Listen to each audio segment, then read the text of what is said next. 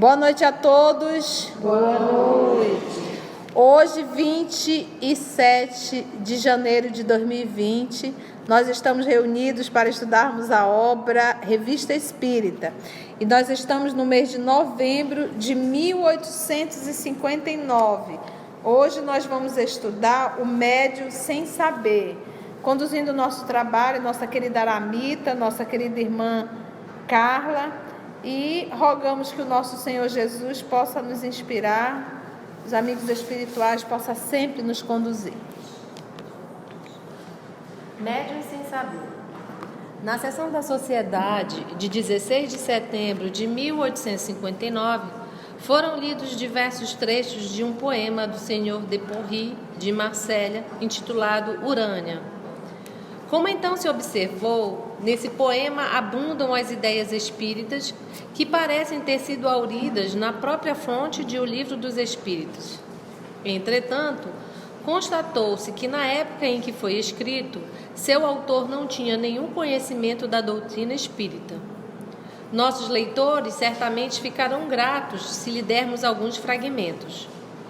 Por certo se recordam do que a respeito foi dito da maneira pelo qual o senhor Porry escreveu seu poema, maneira que parece denunciar uma espécie de mediunidade involuntária.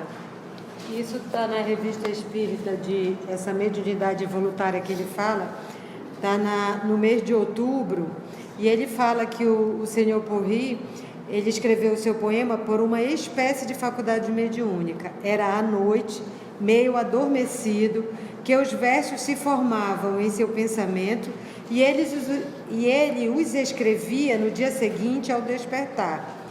E mais adiante a gente vai ver na íntegra o poema e por que ele tem muito a ver com a doutrina espírita. Aliás, os espíritos que nos cercam exercem sobre nós, malgrado nosso, uma influência incessante, aproveitando as disposições que encontram em certos indivíduos para transformá-los em instrumentos das ideias que querem exprimir e levar ao conhecimento dos homens. Esses indivíduos são, pois, sem saber, verdadeiros médiuns e, para isso, não necessitam possuir a mediunidade mecânica. Todos os homens de gênio, poetas e pintores e músicos estão neste caso.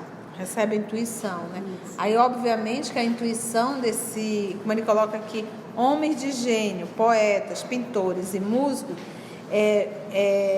o fato de eu ser um pintor, o fato de eu ser um poeta, o fato de eu ser um cientista, isso não me dá moral, me dá intelectualidade, mas não a moral. Então, eu posso ter a intelectualidade, mas se o meu movimento não há uma evolução moral, se eu sou uma pessoa egocêntrica, uma pessoa sem escrúpulo, uma pessoa sexólatra, então esse movimento, e dependendo da vontade que eu tenho, qual é o meu interesse, qual é a minha particularidade para fazer um poema, para fazer uma pintura, para seja lá o que for que eu venha fazer, esse desejo, ele vai me atrair determinado tipo de espíritos que irão me inspirar. E muitos autores desses que escrevem sagas, eu estava lendo do Tolkien, que escreveu O Senhor dos Anéis, né? Ele disse que essa inspiração veio aos poucos e o mundo foi criando na mente dele, e ele criou até língua, né? A língua que falavam, os povos, tudo. Então ele disse que foi um mundo que foi surgindo na mente dele. Então, assim, é como ele diz, né? Todos os homens de gênio, eles possuem, não precisa necessariamente possuir a mediunidade mecânica, mas são inspirados. Eles são inspirados. Que aí vem a questão de Livro dos Médios, né? Quando ele fala que todos nós somos médios em um grau qualquer. Raros são aqueles que da mediunidade, não tenha pelo menos algum rudimento. Todos os homens de gênio, poetas, pintores e músicos estão neste caso. Certamente, seu próprio espírito pode produzir por si mesmo, se é assaz avançado para isso. Entretanto, muitas ideias lhe podem vir de uma fonte estranha, pedindo inspiração. Não parece que estejam fazendo um apelo? Ora, o que é a inspiração senão uma ideia sugerida? Aquilo que tiramos do nosso próprio íntimo não é inspirado. Nós o possuímos e não temos necessidade de recebê-lo. Uma vez eu vi numa entrevista do Erasmo Carlos, e ele contou que ele estava compondo uma música junto com o Roberto e não conseguia desenrolar de jeito nenhum, a letra não saía. E aí o Roberto disse, bicho, estou um pouco cansado, eu vou deitar, e deitou. Quando o Roberto acordou, já acordou com toda a letra, todo o restinho, tudinho, só disse, passa direto pro papel, disse, pô, bicho, volta para dormir de novo, né? Então você vê que foi realmente inspiração, né? É inspiração mesmo. Então a vontade tinha de escrever uma música e tinha a intenção, qual era o propósito, e aí veio a inspiração e passou pro papel e foi rapidinho. O Almir Sater e o que anda aquela ando devagar. Ele disse que ele e o outro, ele disse que eles sentaram e disse que foi de uma vez só. De uma vez só ela veio assim no rompante. Que é a psicografia intuitiva. O médico que tem a psicografia intuitiva, por exemplo, o médium mecânico, o médium não tem consciência do que está sendo escrito. Ele é mecânico, ele não tem, porque não passa pela máquina cerebral. Já o médium intuitivo, vem o pensamento do espírito e você capta o pensamento e você interpreta esse pensamento. Só que pensamento é algo muito rápido. Então, é fácil eu saber se o que está vindo da minha cabeça ou não é. Por quê? Quando a coisa vem da minha cabeça, eu paro, eu penso, eu vou refletir, eu vou montando, tal qual eu te pedi, faça uma redação. Aí você fica, você bate... Pera lá, deixa eu ver. Aí você vai, entendeu? Então você está construindo uma redação. No processo da psicografia, não. Te surge uma ideia, pega a caneta e corre. Porque é muito rápido a ideia. Você não para pensar no que vai escrever. Você escreve muito rápido. Porque é pensamento, entendeu? Rápido não é porque a tua mão é rápida. É porque as ideias são rápidas, tu tem que passar rápido para o papel. Senão você perde. E isso é uma coisa que ele diz, que eu estava vendo acho que era no History Channel, a biografia do Einstein, e eles dizem assim, que eles têm na ciência, dos homens de gênio, eles têm um aforisma que diz assim, que todo gênio ele tem o seu ano luminoso, que é aquilo que vem as ideias, a ideia mais tchan que ele tem, e depois parece que vai some, dá um ocaso. E ele diz que o Einstein ele era muito inteligente, mas o ano dele, que ele foi bem luminoso, foi o ano de 1905, que ele escreveu as 4 teorias deles principais, num intervalo pequeno, e o cara diz que isso na ciência é raro. E aí, depois, claro, ele teve outras ideias, mas essa luminosidade desse ano ele não teve mais. Interessante, né? Se o homem de gênio tirasse tudo de si mesmo, por que então lhe faltariam ideias no momento em que as procura? Não seria capaz de extraí-las do cérebro, como aquele que tem dinheiro e retira do bolso? Se nada encontra em dado momento, é porque nada tem.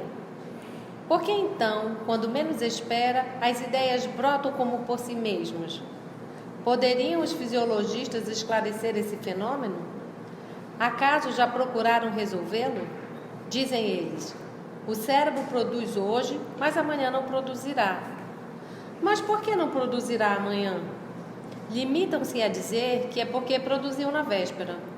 Segundo a doutrina espírita, o cérebro pode sempre produzir o que está dentro dele. Razão porque o mais inepto dos homens sempre acha alguma coisa a dizer, mesmo que seja uma tolice. Mas as ideias das quais não somos os donos não são nossas. Elas nos são sugeridas.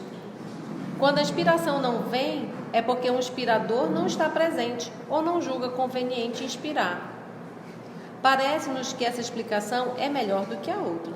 Olha, uma vez aconteceu com a gente estava iniciando esse trabalho de evangelização. E na época nós dirigíamos grupo de estudo. E eu me recordo que o tema, porque é dado na instituição que nós iniciamos o trabalho, é dado um tema mensal, né? Então você já saberia qual seria o tema da próxima semana do Evangelho. Quando eu olhei, eu disse, eu já estudei esse tema, eu não vou estudar de novo. E fui para a sala de estudo, coordenar o trabalho do estudo do Evangelho. E eu nessa ignorância, isso já faz muito tempo, hoje eu não faço isso nem brincando. E aí eu cheguei lá, eu achando que dominava o assunto, né? Já tinha estudado, já tinha dado palestra naquele assunto, mas naquele dia eu não tinha estudado. Nem um dia, eu normalmente costumo estudar, sábado e domingo eu agilizo o estudo para a semana. E naquele eu não estudei. Quando eu cheguei lá, que começou o estudo, meus irmãos... Conjunto vazio. Bote branco, Deus foi transparente. Eu olhava para as pessoas e eu não conseguia entender o que as pessoas falavam. E eu fiz aquela cara de paisagem assim, fiquei rindo para todo mundo. Eu dizia, e você? E você? E qualquer besteira que as pessoas falassem, eu não conseguiria entender. Eu não conseguia pensar. E aí eu ali naquele movimento desesperador, eu tive que lição. Aí eu psiquicamente disse, meu Pai, me perdoa a ignorância. Eu prometo que eu nunca mais vou fazer isso. Aquilo, as ideias foram voltando.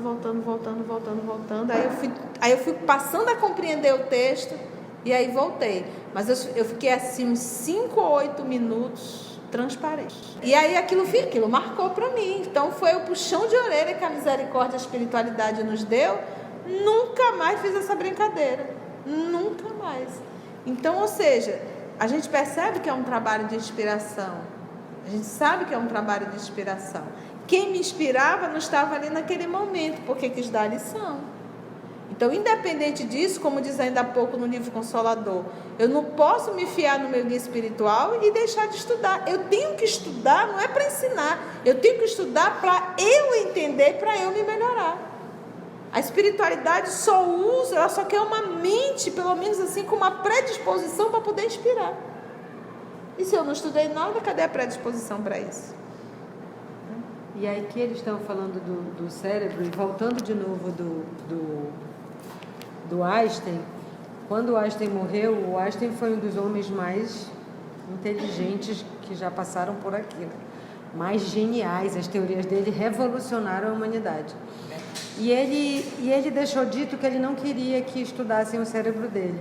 Mas quando ele faleceu, o médico que fez a autópsia tirou o cérebro dele, né? E depois, até falando com a família cedeu.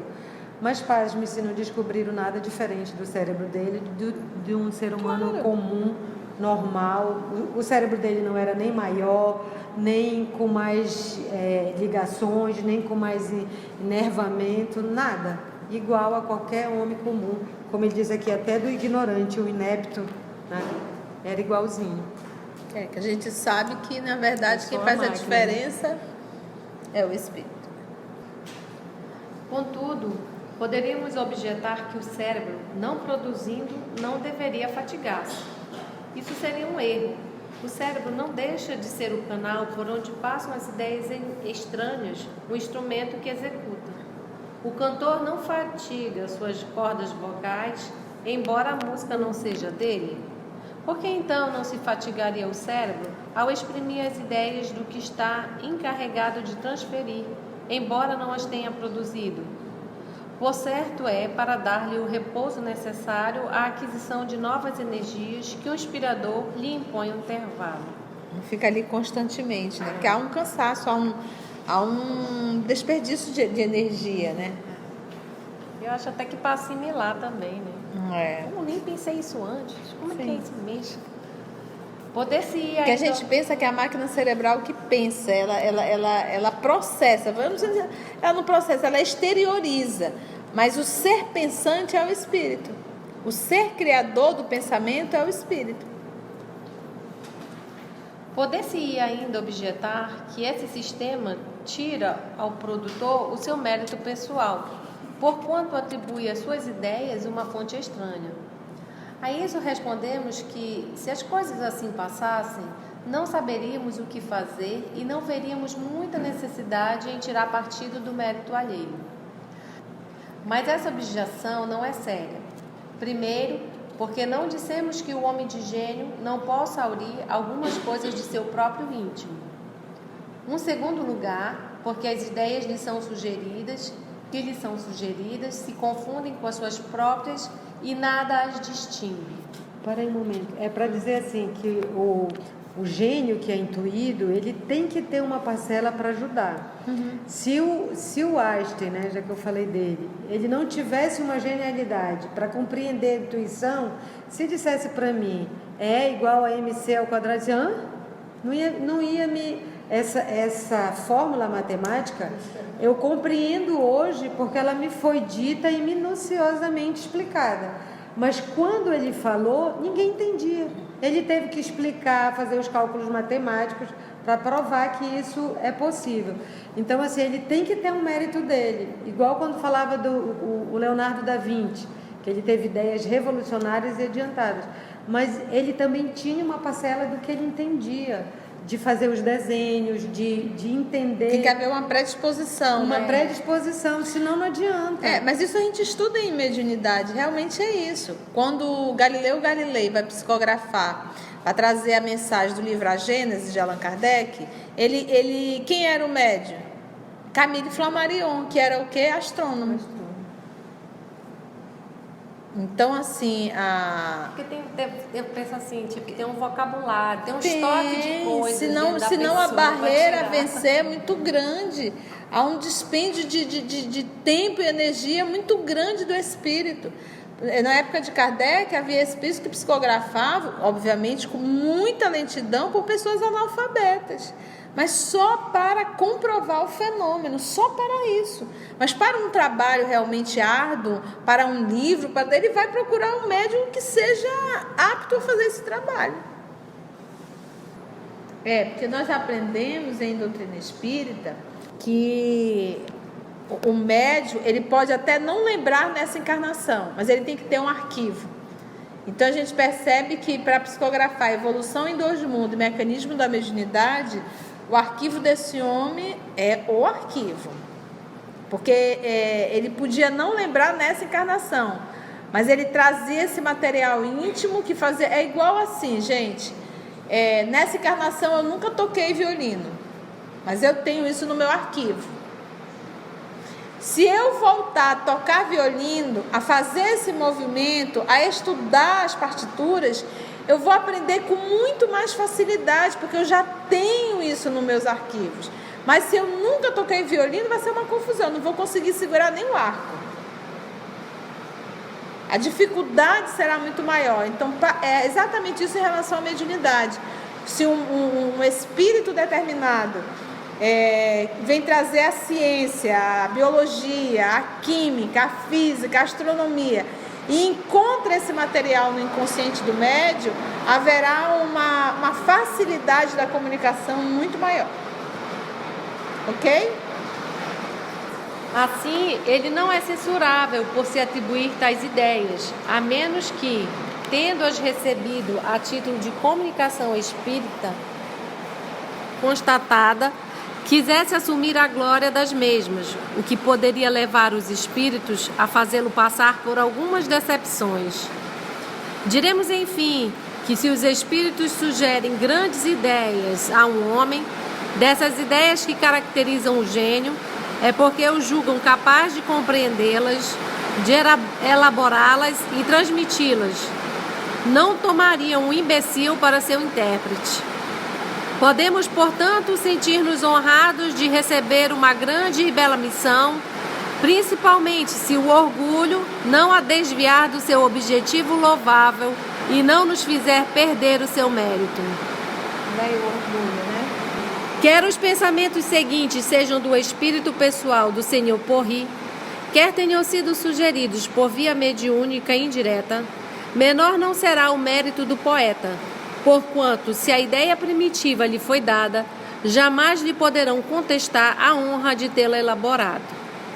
E aí vamos ter um poema que nós vamos estudar a próxima semana, ok?